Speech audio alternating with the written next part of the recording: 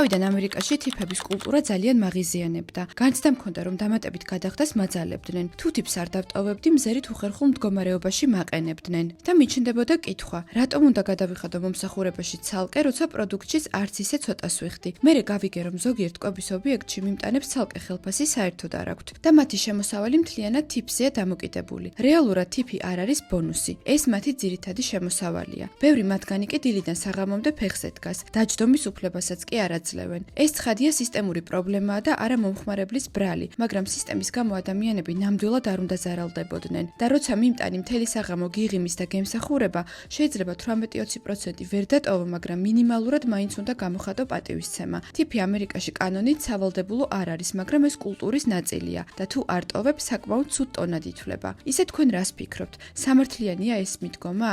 სავალდებულო უნდა იყოს თიფი თუ მომხმარებლის კეთილნებაზე დამოკიდებული?